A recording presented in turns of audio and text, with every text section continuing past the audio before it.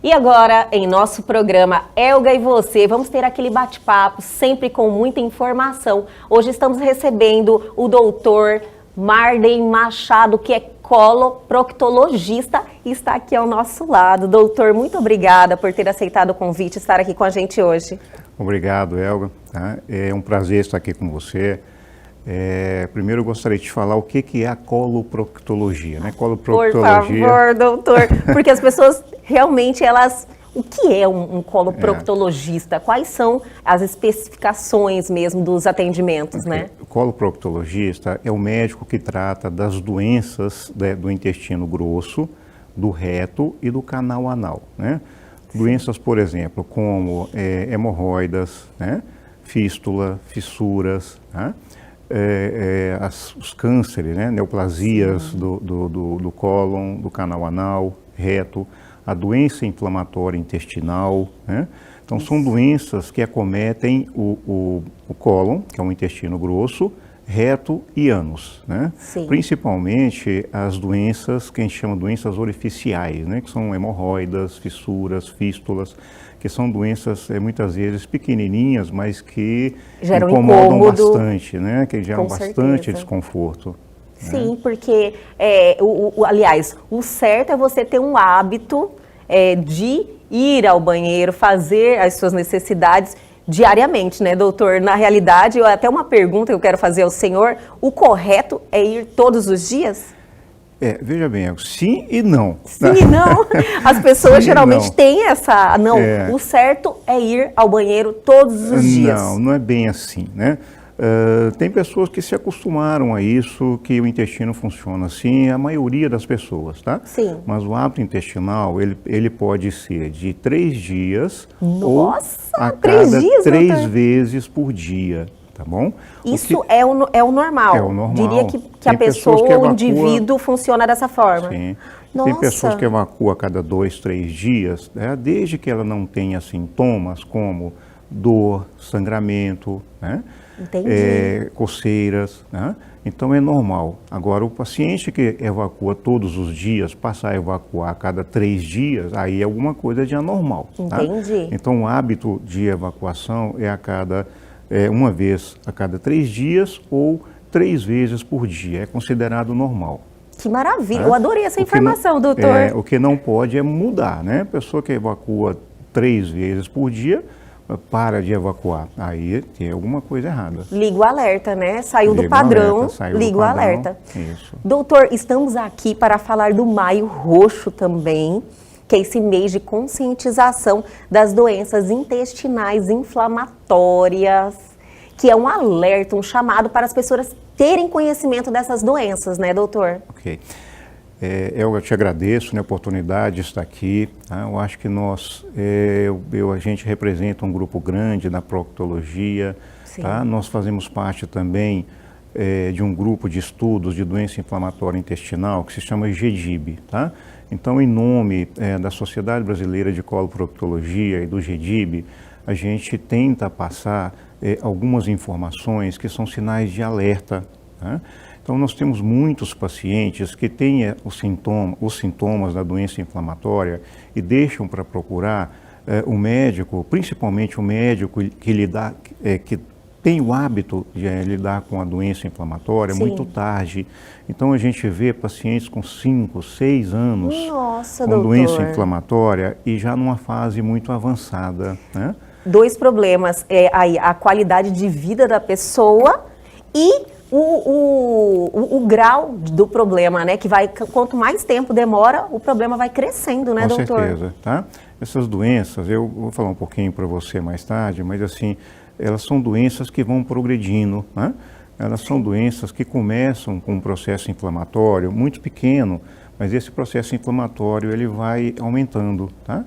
E chega num momento que a inflamação já causa destruição de algum tecido. Nossa. Né? Então a gente tem que fazer esse diagnóstico quanto mais cedo possível e tratar da maneira mais correta possível. Não é a gente ter... nós temos um arsenal muito grande de medicamentos para usarmos no tratamento dessas doenças. Então, a questão não é, olha, eu tenho esse remédio que é o melhor. Não, nós temos que tratar tudo da maneira adequada, tá? Para que não chegue lá na frente e tenhamos uma doença já que não tem como recuperar. Muito evoluída. Que não tem como recuperar esse tecido. Tá? As doenças inflamatórias, elas são principalmente a doença de Crohn e a retocolite ulcerativa. Tá? Sim. São doenças que acometem, tá, o intestino, o retocolite, o intestino grosso e o reto. A doença de Crohn é uma doença mais difusa, ela vai desde do canal anal até a boca. Né? E ela pode atingir todo o sistema. Ela pode atingir tudo. E não é assim como muita gente tem a impressão, muitos médicos também, tá? A doença de Crohn é mais grave do que a retocolite. Não é. Tá? A retocolite, quando ela é grave, ela vai ser tão grave quanto a doença de Crohn. Tá? Sim. Então, assim, se você me permite, eu já estou tomando. Por favor, não, doutor, fique à vontade, eu estou adorando saber. E eu tenho certeza que muita gente também já ligou. Falou, nossa, olha, talvez eu tenha um problema dessa origem e nem estou sabendo, né? Ok. Então, assim, o que a gente chama atenção? As pessoas que têm diarreia crônica, tá? Diarreia, aquelas que passam mais de 2 semanas, né? Com frequência? Com frequência. Nossa. A diarreia aguda é autolimitada, como a gente fala, né? Aquela doença que o paciente pode ter uma parasitose, uma bactéria, um vírus.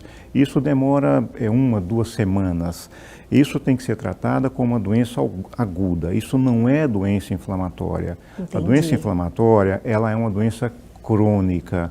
Demora mais de 2 semanas, o paciente fica 1 mês, 2, 3, ele vive com diarreia, com dor abdominal, tem sangramento. Nossa. Né? Então, essas doenças que nós chamamos de doença inflamatória. É um processo inflamatório crônico dos intestinos. E as 2 doenças que são mais frequentes, que é a de Crohn, né? Isso. Crohn foi quem descobriu, doutor? Sim, Crohn foi. Eu perguntei ao senhor, né? Doença de Crohn. Isso. E a retocolite ulcerativa. Retocolite ulcerativa. Ambas, elas têm os mesmos sintomas? Bem semelhantes. Bem semelhantes? São bem semelhantes. São doenças que vamos colocar, entre aspas, doenças primas. Né? Sim. A retocolite, por ser do intestino mais distal, por ser do intestino, do intestino grosso e do reto, ela apresenta mais diarreia com sangue. A doença de Crohn, ela pode dar uma diarreia, mas dá também dor abdominal. Entendi. Né? Então, a retocolite, ela sangra mais. A doença de Crohn é uma doença que a gente fala que ela é perfurante, ela perfura, ela vai perfurando o intestino. Nossa. Então o paciente tem mais dor abdominal. E, consequentemente, ele vai ter outras complicações, né? Então, são doenças bem semelhantes, mas com características diferentes e tratamentos diferentes. Entendi. Doutor, pelo que eu percebi, que o senhor está falando sobre essas doenças, dá para se perceber que muitas pessoas podem estar convivendo com a doença sem saber. Isso pode acontecer? Pode, muito. A gente tem uma impressão que a maioria dos casos, eles já chegam muito tardiamente, mais evoluídos, né? Então é importante que a gente tenha um atendimento especializado. E também a gente tem que chamar o cuidado, chamar a atenção para também não supertratar os pacientes, né? Então, eu acho que aqui supertratar, o senhor falou? Supertratar seria o seguinte, nem toda doença que dá diarreia é doença inflamatória. Entendi. Né? Então pode acontecer muito de diagnóstico errado. Muito, Nossa. É muito frequente, né? Então a doença inflamatória, mas assim, o que mais acontece é o paciente que não está tratando. Entendi. Né? Então, o que a gente gostaria de chamar a atenção é isso, o dia 19 de maio é o dia da conscientização das doenças inflamatórias intestinais. Tá? A doença inflamatória, a gente quer trazer que ela tem que ser diagnosticada o mais cedo possível. Entendi. Tá? Prevenção sempre, né, doutor? A prevenção. Tá? Porque esse tratamento inicial, ele tem um custo muito barato, ele vai permitir que ela não vai evoluir. Tá? é igual ao tratamento do câncer. Quanto mais cedo a gente descobre, mais possibilidades a gente tem de tratamento, né? Então aqui é o mesmo recado, né? Entendi, é a doutor. prevenção, tá? É aquele paciente que começou a ter um sangramento, ter uma diarreia com sangue, a gente saber dar atenção devida a esse paciente. Então, doutor, eu quero continuar falando dessa prevenção, de como as pessoas podem ter esse comportamento vigilante. Quero falar de tratamentos também, mas vou pedir para o senhor segurar um pouquinho. Eu vou chamar o intervalo, mas é rapidinho. A gente já volta, não saia daí.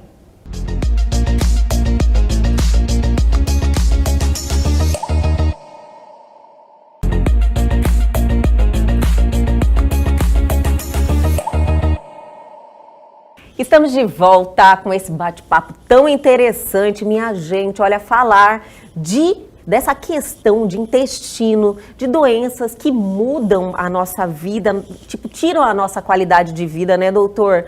É, assim, muito importante, principalmente nesse caso dessas doenças que muitas vezes não conseguem ter um diagnóstico exato e a pessoa fica aí prorrogando algo que poderia ser tratado precocemente e não deixar isso evoluir, né, doutor? Ok. Mais uma vez, obrigado pela oportunidade. É isso, eu acho que o sentido é esse. Nós chamamos a atenção da população, tá? Sim. Diarreia crônica tem que se procurar, tem 2 especialistas que tratam de doença inflamatória, o gastroenterologista e o proctologista. Isso é muito importante a gente frisar. Né? Gastroenterologista ou coloproctologista. Coloproctologista. São os 2 profissionais mais especializados. São os 2 profissionais que tratam a doença inflamatória intestinal. Tá? Então, como eu tinha chamado a atenção um pouco atrás, a diarreia crônica, tá? Ela é um processo inflamatório que continua, né? Nem todo mundo, vamos colocar nessa situação, tem direito a ter doença inflamatória. Como assim, doutor? Quero entender. Então, assim, a gente tem que tomar esse cuidado, porque a doença inflamatória, ela é multifatorial, ela não tem um fator, tá bom? Ela não é causada por uma bactéria, por um vírus, por um parasita. Ela não é, como muita gente confunde, uma doença psiquiátrica ou sociopsicológica, tá? Não é aquela doença que fala assim, olha, aquela pessoa está estressada e ela desenvolveu doença de Crohn. Não é assim, tá? A doença, ela é multifatorial. O que nós temos aqui? Nós temos um fator ambiental, que pode ser um vírus, uma bactéria, pode ser algum produto da nossa alimentação.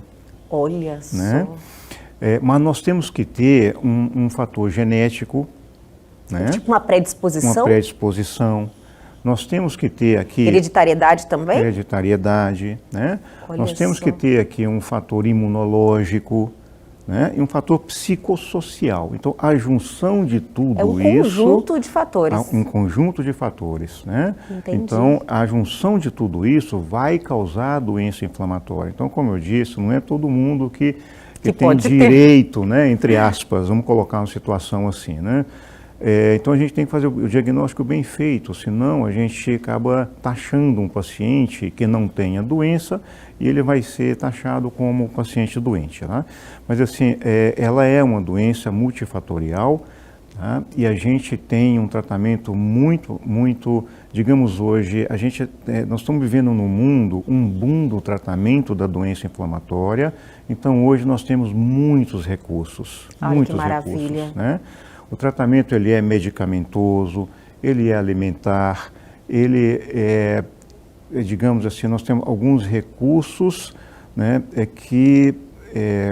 um acompanhamento psicológico. Olha só. Então, assim, um tratamento multiprofissional, né?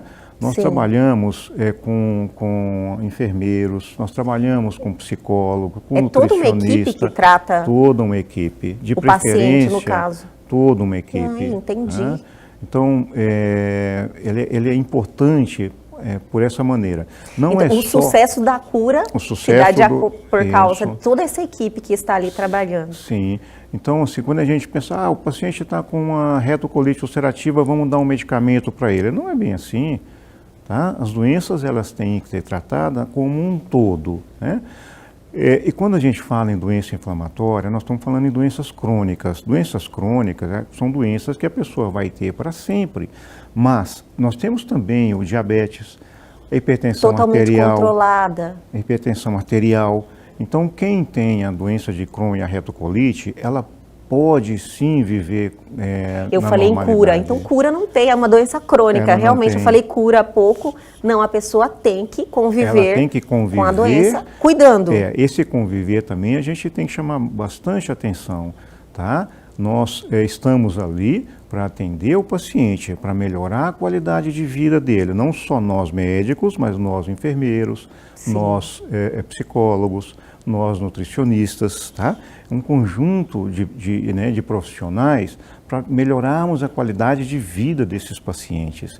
Então, são pacientes que, quando tratados da maneira correta, eles vão ter uma qualidade de vida boa. Tipo, né? Algo Eles vão que viver como uma pessoa normal. Sim. Eles vão para a escola, sim, eles vão para o trabalho, né? Então, porque imagina, doutor, uma diarreia frequente tira totalmente as possibilidades da pessoa de ter uma vida normal. Sim. Como que você já fica com medo de sair de casa, passar vergonha? Isso deve acontecer muito. É muito comum. Muito comum, olha isso. Além de tudo, a incidência dessas doenças, ela é de 15 a 35, 20 a 40. Então na vida produtiva, na vida ativa da pessoa. É quando as pessoas estão estudando, começando a trabalhar. Então, isso causa realmente uma qualidade de vida muito ruim. Tá?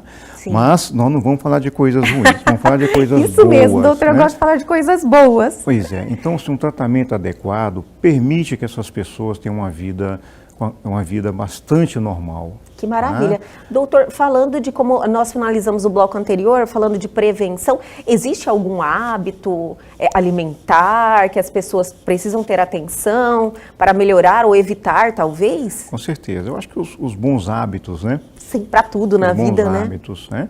Hoje, atividade física, sim, alimentação adequada, né? Eu acho que isso é fundamental, né? Doutor, cada vez que eu converso mais com profissionais da saúde, isso vem acontecendo sempre aqui no programa e eu fico muito feliz, eu vejo como são importantes os bons hábitos na vida.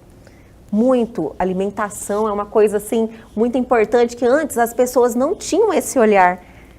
Você se alimentava de uma maneira meio que, não irresponsável, mas assim, sem aquela atenção. Hoje, eu já falo, nossa, eu vou comer alguma coisa que sai um pouquinho. Eu falo, peraí, eu já tenho esse cuidado, sabe? Esse comportamento vigilante comigo. Com certeza, isso é muito importante, né? Evita muito problemas, né? Então, muitos. E a gente gosta de chamar muita atenção também, que muitos pacientes acham, olha, aquela coisinha que me deu essa diarreia, que me deu doença de Crohn. Não é assim, né?